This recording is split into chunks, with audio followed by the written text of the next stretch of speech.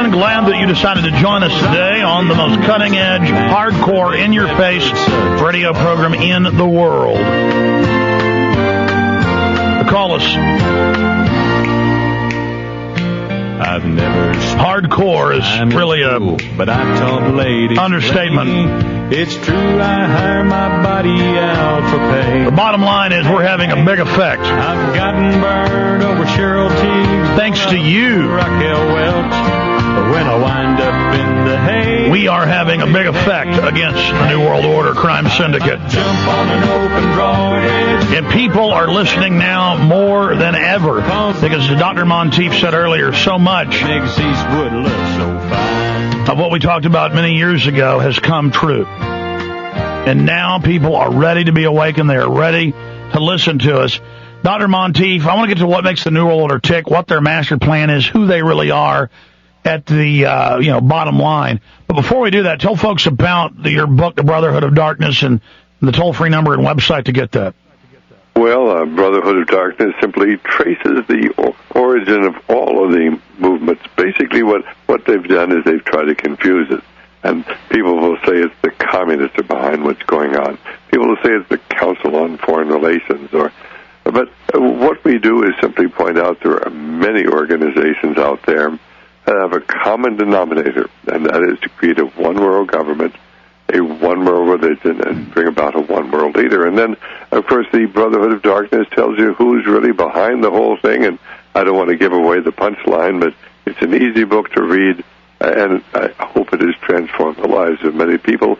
Our telephone number, 1-800-544-8927. That's 1-800-544-8927, or 5HIV WAR, if you'd like to remember that. It's the number we got when we were fighting the AIDS battle. But I hope people will get the book, read it, and then they'll explain to others what's really going on, because there are powerful spiritual forces behind the people who are moving us towards world government. And until people understand that, nothing going on today really makes sense. Well, you're absolutely right. You're absolutely right. And again, I don't come at this from my own perspective and then try to make the world fit into my previously held worldview.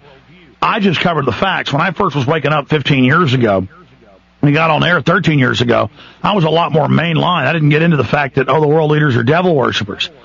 But it's their own writings. It's official UN policy. I mean, there's so much of it. Where do you even start? This is really not hidden at all. It's just not on the nightly news. They are very obvious about what they're doing. And to find out that a weird sex cult that worships Lucifer, that is completely materialistic and, but at the same time, very nihilistic, is in control of nuclear weapons and bioweapons and chemical weapons and social engineering, and really have got themselves together. It's hard to deal with, but they're the ones saying it, aren't they? They certainly among themselves are readily admit what they're up to. In fact, they even publish things. We carry something called the Work of the Spiritual Hierarchy. That's the Work of the Spiritual Hierarchy. We'll send a free copy to anybody who wants it. It's put out by the Lucis Trust. Used to be the Lucifer Publishing House or the Lucifer Organization, but they changed the name to Lucis because Lucifer is, some people get a little upset when they realize there really are Luciferians out here at the highest levels of our government. But in their publication, they readily admit they have their people planted. Certainly in the financial organizations throughout the world, in governments throughout the world, in education. And this is something, this Working the Spiritual Hierarchy, distributed by the Lucis Trust Organization. You go to their website, lucistrust.org. They are financed by some of the wealthiest people in the world. But you'll never hear this discussed. Certainly on mainline ABC, CBS, NBC, or Time, Newsweek, or U.S. News and World Report. This clip we're about to play, I played twice in the last 2 days, is a well-known little Christian ministry that goes around preaching to Masons and others. And there they are at a big Shriner group going into a hospital. And the guy comes over and says, I am Lucifer. And he says, we say that again. Yes, I'm Lucifer. And they believe that Lucifer basically is the twin or one side of Jesus.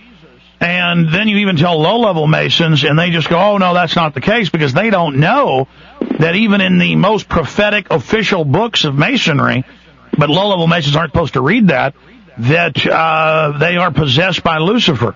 So let's go ahead and play that clip. Here it is. Lucifer, what is your problem? Just that, sir. Okay. I'm a Christian, sir. I'm pure and virtuous and wholesome and innocent. How can you say anything bad about me? Sir, you need to be born again. I am born again. Now, did you just say that you were Lucifer? I am Lucifer. Okay, define Lucifer for me. Pure, virtuous, wholesome, innocent individual that's out to help people. Lucifer is? Yeah. Say that again. Lucifer is a pure, holy... Virtuous. Now, is he the Lucifer that God created? That's the same one. Oh, man, this is great. I'm going to put this on the internet. Oh, God bless you, Amen. brother. Because that's exactly what the Shriners and Masons teach, is that Lucifer is light. No. And you're about confirming those hospitals? You know what, sir? Jesus said, many will say to me on that day, Lord, Lord, we did not do these good deeds in your name. And you'll say, away from me, you workers of iniquity. I never knew you. Jesus said it? In Matthew chapter 5. Mercy.